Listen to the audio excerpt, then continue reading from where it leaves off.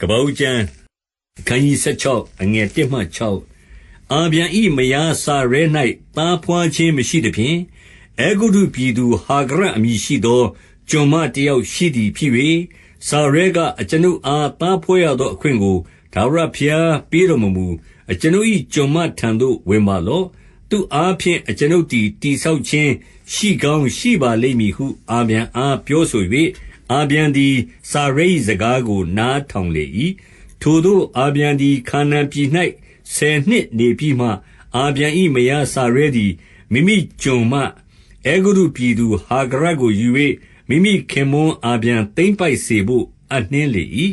အာဗျံသည်လည်းဟာဂရထံသို့ဝင်၍ဟာဂရသည်ပရိသရေဆွဲလေ၏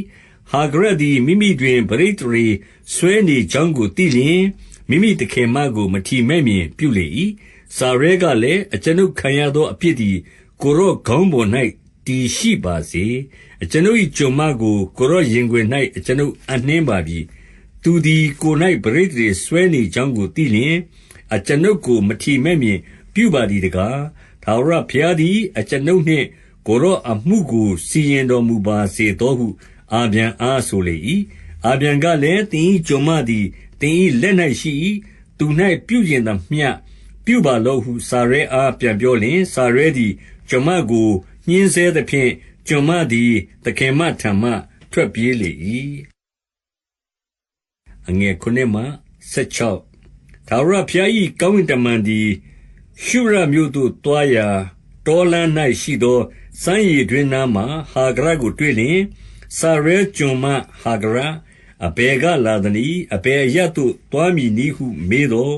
ကျွန်မသည်သခင်မစာရဲထံမှပြေးလာပါသည်ဟုဆိုလေ၏ထာဝရဘုရား၏ကောင်းကင်တမန်ကလည်းသင်၏သခင်မထံသို့ပြန်၍သူ၏အုပ်ဆိုးခြင်းကိုခံလော့ဟုအမိန့်ရှိ၏တဖန်ထာဝရဘုရား၏ကောင်းကင်တမန်ကသင်၏အမျိုးအနွယ်ကိုမရေတွက်နိုင်အောင်ငါအလွန်များပြားစေမည်ဟု၍၎င်းသင်သည်ကိုယ်ဝန်ဆောင်သည်ဖြစ်၍သားယောက်ျားကိုဘွားမြင်လိမ့်မည်ထိုသားကိုဣရှမေလအမည်ဖြင့်မှဲ့ရမည်အကြောင်းမူကားထာဝရဘုရားသည်သင်၏ဆင်းရဲဒုက္ခကိုကြားသိတော်မူပြီသူသည်လူရိုင်းဖြစ်လိမ့်မည်လူအပေါင်းတို့ကိုရန်ဘက်ပြုလိမ့်မည်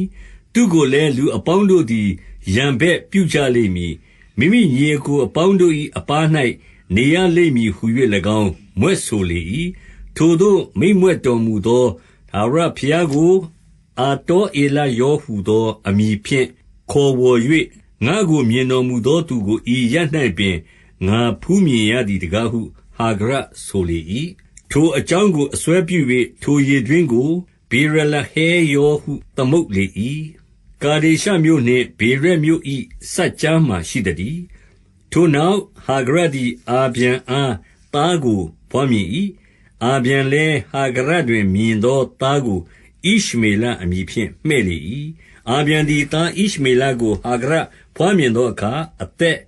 86နှစ်ရှိသတည်း